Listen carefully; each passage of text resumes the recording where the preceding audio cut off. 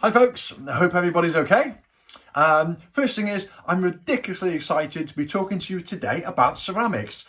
I love ceramics, I love talking about them, I love handling them, I love looking at them, and I love showing them to you. So, okay, just bear with me, I'm just ridiculously excited. So anyway, okay, so over on my Instagram page, I asked you a question, and the question was, where do ideas or concepts for ceramic design come from?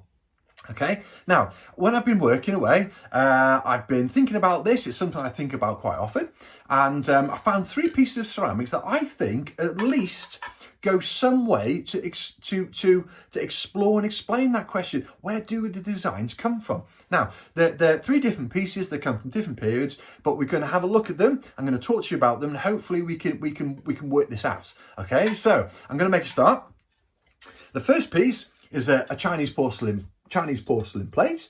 Now, this was made in the reign of the Emperor Qianlong, so it's sort of mid to early 18th century.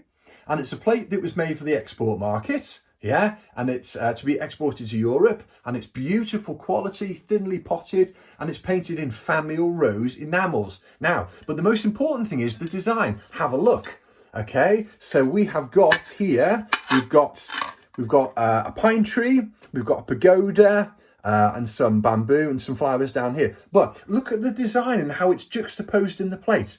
And the use of the negative space, yeah? So you've just got these sort of elements just sort of floating around, and it's really beautiful and really simple. Okay, so Chinese porcelain plate.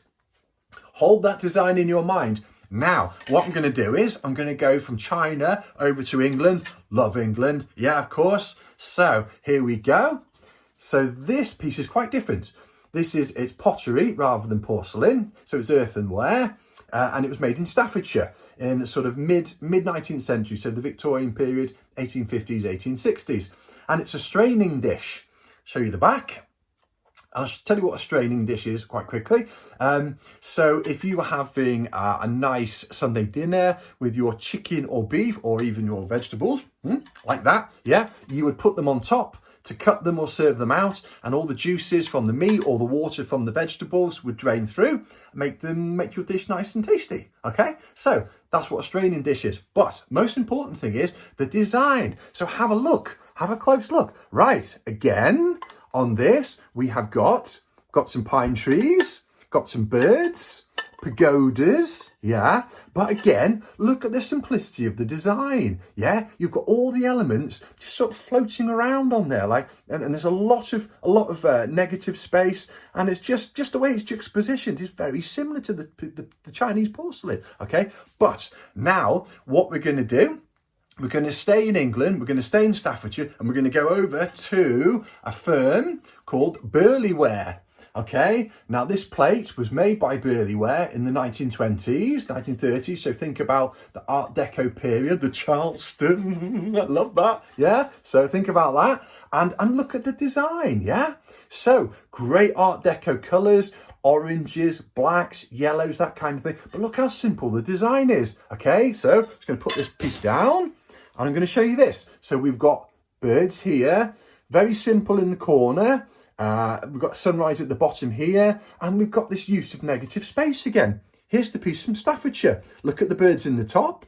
Look at the birds in the top here, and a bit of a landscape there, and the landscape there. The negative space, okay?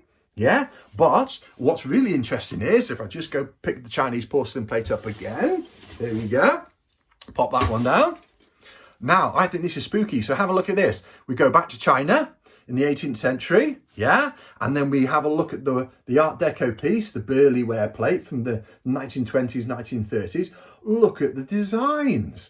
They're so similar. You've got lots of negative space, and you've got lots of very sparse elements juxtaposed almost identically on the plate. Top left, bottom here, again, top left, bottom here. They're so simple. So basically what you have is, you have a design that originates in China, yeah, it's very simple, very beautiful. Then the Victorians take it, they simplify the colours, but they make the design slightly fussy. And then it goes to the Art Deco period, so it comes round again, and it's simplified again. So you have this sort of strange rotation of a design. Now, I think that's fascinating, and I hope it goes a little bit of a way to show you and to explain to you of how antique designs change and develop and how they come about round. It's like a revolution.